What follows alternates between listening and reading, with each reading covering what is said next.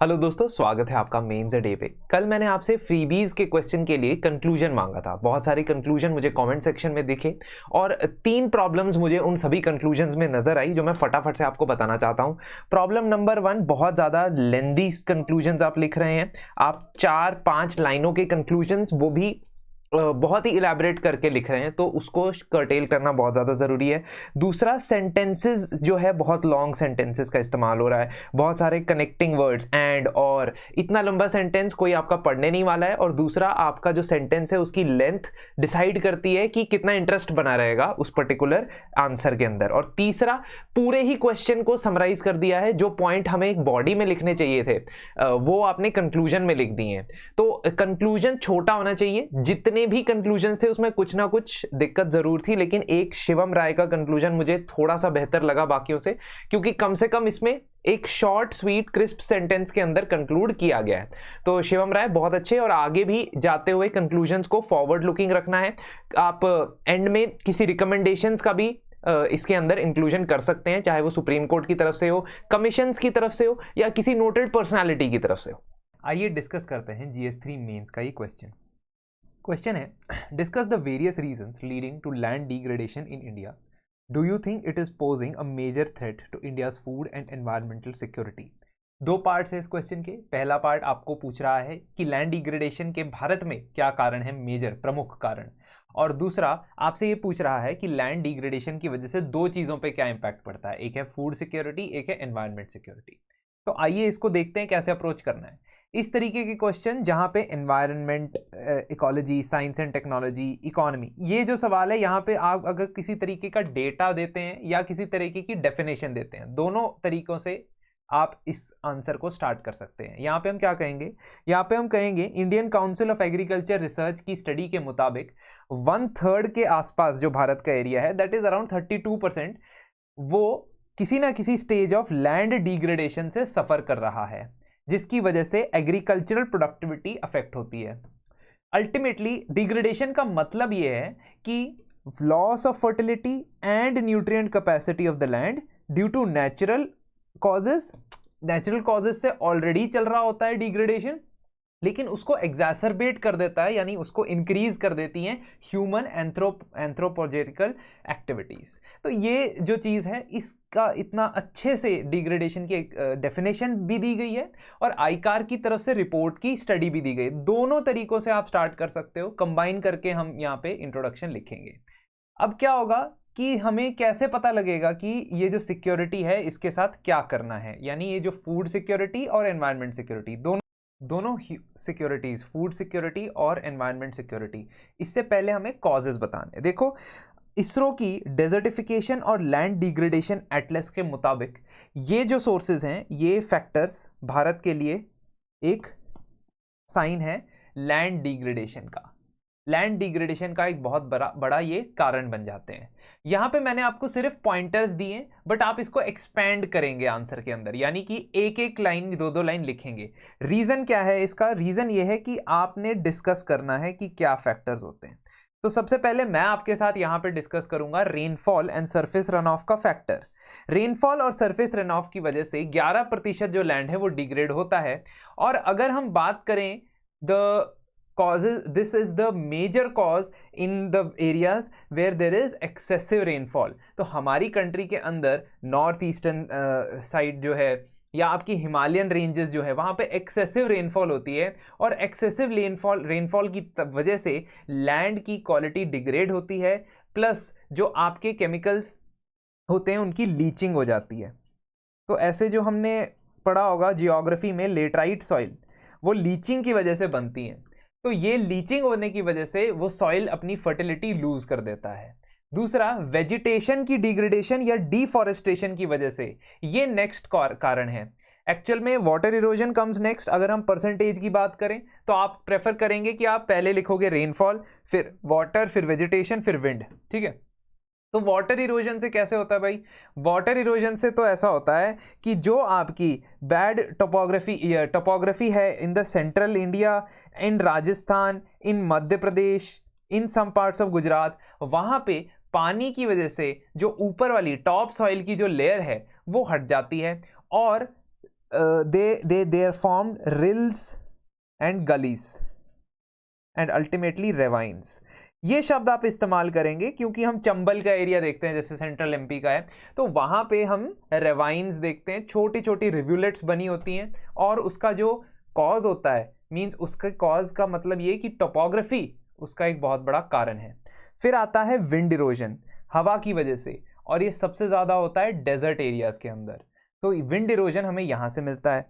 और climate change का overall impact जो पड़ रहा है, क्लाइमेट चेंज का हीट के ऊपर जो ओवरऑल इम्पैक्ट पड़ रहा है, वो भी हमें यहाँ से ही पता लगता है। तो क्लाइमेट चेंज की वजह से भी ये लॉन्ग टर्म इम्पैक्ट पड़ सकता है और लैंड डिग्रेडेशन होगा। अब लैंड डिग्रेडेशन का फूड सिक्योरिटी के ऊपर क्या असर पड़ेगा? लैंड डिग्रेडेशन का फूड सिक्योरिटी के ऊपर ऐसे असर पड़ेगा कि अगर ज़्यादा से ज़्यादा लैंड डिग्रेड होता गया और नेट एरिया अंडर कल्टीवेशन कम होता गया, तो ऑटोमेटिकली आपके फूड क्रॉप्स का जो शेयर है एक्रिएज के अंदर वो कम हो जाएगा। अगर आपकी लैंड होल्डिंग्स का साइज इंडिविजुअल फार्मर्स के लिए कम होता जा रहा है, हमने देखा है कि 80 to 85% ऑफ द फार्मर्स के पास 1 हेक्टेयर से कम एरिया है और फील्ड्स का, और वो प्रोडक्टिव नहीं है। इसी वजह से हम देखते हैं कि सॉइल की न्यूट्रिशन अगर डिप्लीट हो जाती है, डिग्रेड हो जाती है, तो एक छोटे फार्मर, छोटे किसान के पास उतना पैसा या उतना रिसोर्सेज नहीं होते कि वो और ज़्यादा इनपुट उसके अंदर डाले। तो वो जो छोटे छोटे पैचेस है ना लैंड के, वो अनयूजेबल हो जाते हैं, क्योंकि आप उसको कलेक्टिवली तो ग्रो नहीं कर रहे हो, और अगर उसको अलग अलग तरीके से ग्रो कर रहे हो, यानी अलग अलग करके टुकड़ों में ग्रो कर रहे हो, तो उसमें वो प्रोडक्टिविटी नहीं आती, तो अल्टीमेटली वो एक अनयूजेबल लैंड के पैचेस बन जाते हैं। देन वी नो दैट कि हमारे पास फूड सिक्योरिटी में और क्या होता है, फूड एंड न्यूट्रिशनल सिक्योरिटी, इन दोनों चीज़ों का ध्यान रखना होता है।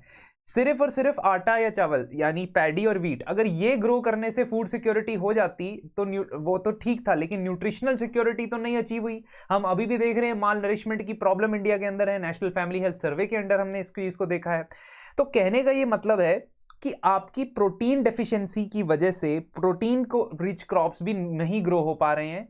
और अगर ओवरऑल हम देखें कि अगर एक 10 हेक्टेयर लैंड है, तो मैं कौन सा क्रॉप ग्रो करूंगा, ये डिपेंड करता है कि कितना ज़्यादा उसकी रेम्यूनरेशन मुझे मिलती है मार्केट के अंदर।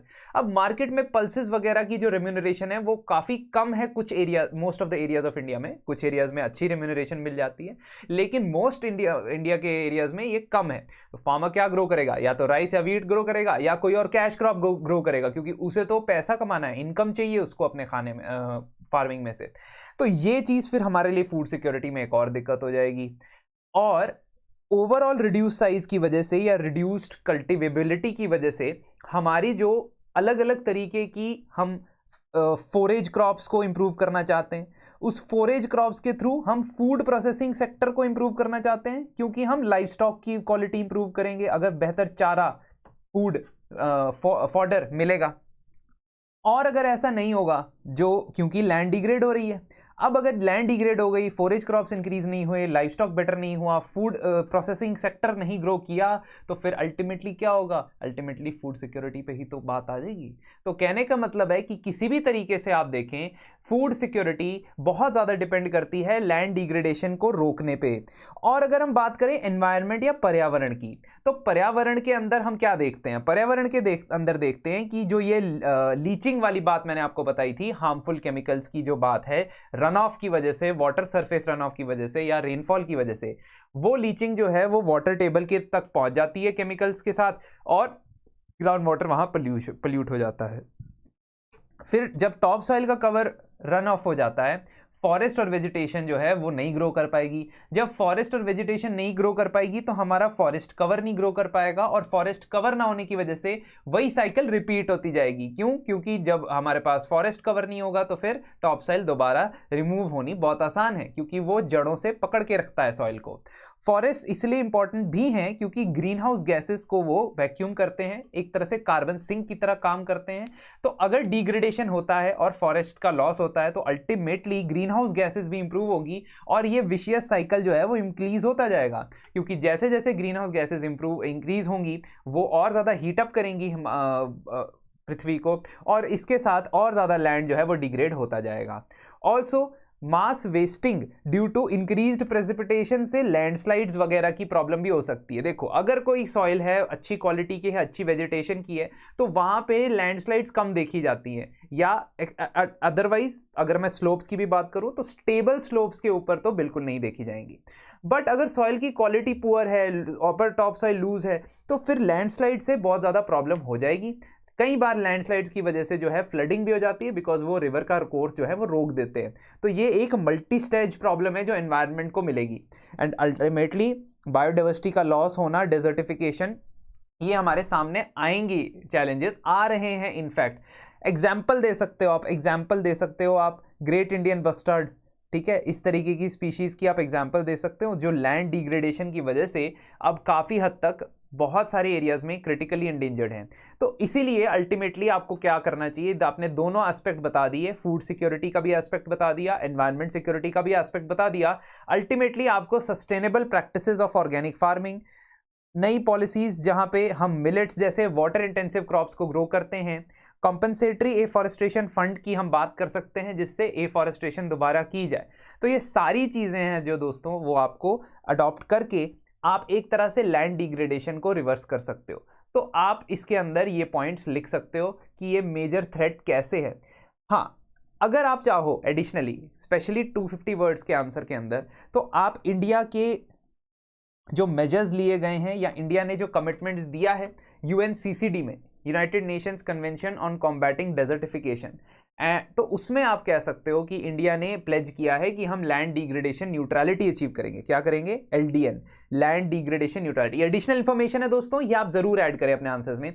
लैंड डिग्रेडेशन न्यूट्रलिटी का मतलब ये होता है कि आप ऐसी स्टेज पे पहुंच जाओगे जहां से आप रिवर्सल ऑफ लैंड डिग्रेडेशन की तरफ बढ़ोगे कि और इसके बाद आगे और लैंड डिग्रेड नहीं होने देंगे हम, और इनफैक्ट जो लैंड डिग्रेड हो गया है उसको दोबारा रिकवर करेंगे। तो ये सारे कमिटमेंट्स भी आप इस आंसर में लिख सकते हो, बहुत ही कम स्पेस के अंदर, लेकिन आप इसमें मेंशन कर सकते हो। तो इस तरीके से आपका एक आंसर अच्छा बन जाएगा। तो दोस्तों, इस एनवायरनमेंट एंड इकोलॉजी के क्वेश्चन को देखने के बाद अब आपको एक सूचना देना चाहूंगा। General studies quality improvement programme हमारा 2024 के कैंडिडेट्स के लिए अवेलेबल है, जिसमें प्रीलिम्स और मेंस दोनों की होलिस्टिक प्रिपरेशन आपको करवाई जाएगी। प्रीलिम्स के लिए आपको रेफरेंस मटेरियल मिलेगा, टेस्ट सीरीज मिलेगी और एकेडमिक मेंटोरशिप कंप्लीट होगी। साथ ही साथ मेंस के लिए आपको क्वेश्चन आंसर फॉर्मेट में तकरीबन 250 से 300 क्वेश्चंस के आंसर्स के फॉर्मेट में आपको कंटेंट मिलेगा। मेंस के टेस्ट्स मिलेंगे विद वीडियो सॉल्यूशंस, तो टेस्ट अटेम्प्ट कर सकते हैं और अटेम्प्ट करने के बाद, इवैल्यूएट करने के बाद उनके वीडियो सॉल्यूशंस भी आप देख सकते हैं। और साथ ही साथ आपको स्ट्रेटेजिक और एकेडमिक दोनों तरीके की मेंटोरशिप प्रोवाइड होगी। आप हमारे नंबर्स पे कांटेक्ट कर सकते हैं और 10% डिस्काउंट आप प्राप्त कर सकते हैं। NOV10 नवंबर 10 कोड का इस्तेमाल करें तो इस प्राइस पे आपको 10% डिस्काउंट मिलेगा। कल मिलते हैं एक और सवाल के साथ।